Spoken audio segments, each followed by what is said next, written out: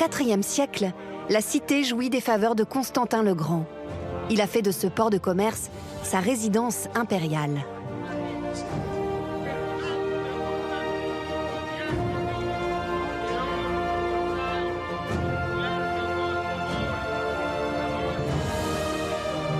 Lorsqu'il a fondé Arles au 1er siècle avant notre ère, Jules César en avait fait un joyau.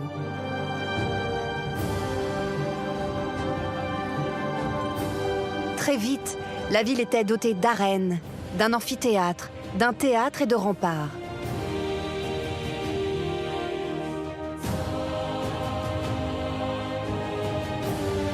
Au IVe siècle, Constantin lui offre à son tour un palais et des thermes impériaux. Sa beauté et ses richesses lui valent le surnom de Petite Rome des Gaules. Rien d'étonnant à ce qu'on y fasse aujourd'hui encore des découvertes remarquables.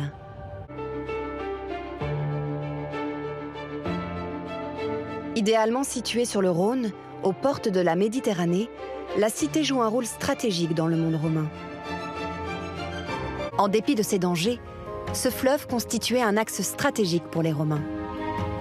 Une véritable autoroute fluviale de 800 km entre Méditerranée et Europe du Nord.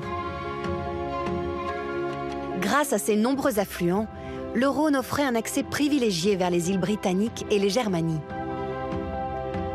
Il permettait de ravitailler les provinces et les troupes stationnées aux frontières de l'Empire. Voici à quoi il devait ressembler. Une immense zone commerciale où règne une activité intense.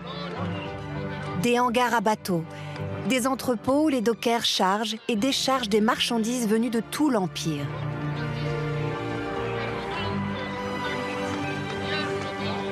Du 1er au 5e siècle après Jésus-Christ, Arles est une cité portuaire prospère qui concentre les échanges, les taxes et les richesses du monde romain.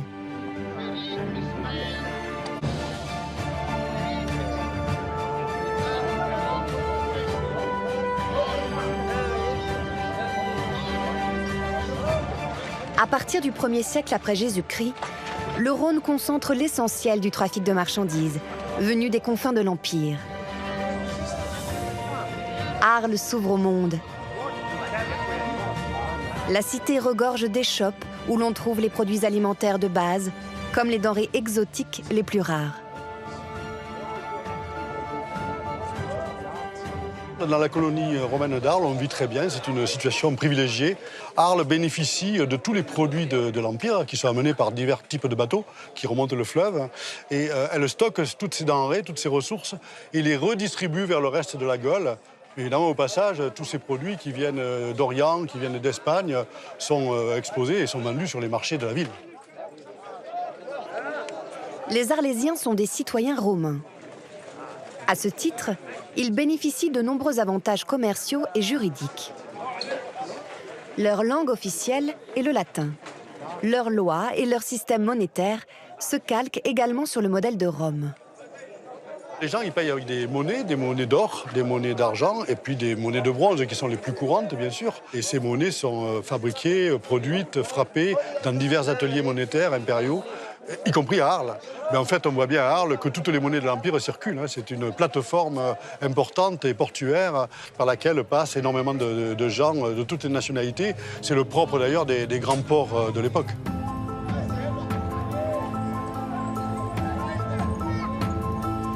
Plaque tournante du commerce antique, Arles se retrouve au cœur du système économique et politique romain.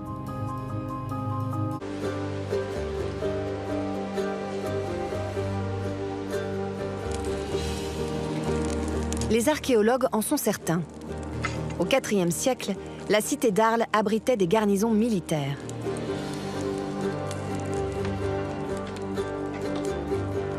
Éric Tessier est un spécialiste des armées romaines.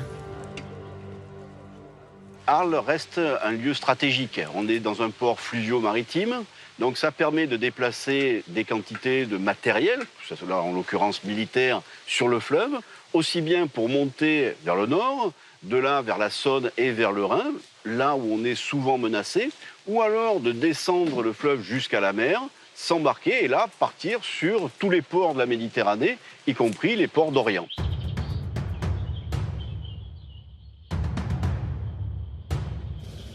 L'armée est le poste le plus important du budget public de l'Empire romain en tant que tel. Je dirais bien que ça coûte de plus en plus cher parce que l'Empire est de plus en plus menacé et en même temps l'Empire est de moins en moins peuplé. Et c'est une des difficultés majeures de l'Empire au IVe siècle, le prix de la guerre.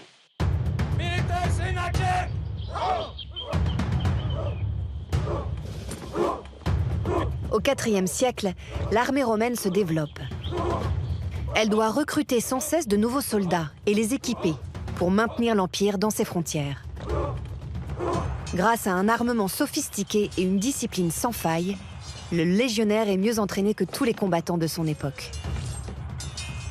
Il faut bien comprendre que cette armée romaine du IVe siècle reste une armée très opérationnelle, avec ses spécialistes, avec des armes que les Romains ont su développer, une évolution de l'armement qui s'adapte aux menaces nouvelles. Et on voit des modifications par rapport au siècle précédent, c'est-à-dire on a un bouclier qui est rond et qui s'adapte aussi à une arme qui s'est allongée. C'est toujours une armée extrêmement entraînée, une armée extrêmement disciplinée, mais qui continue à être une redoutable machine de guerre à cette époque-là.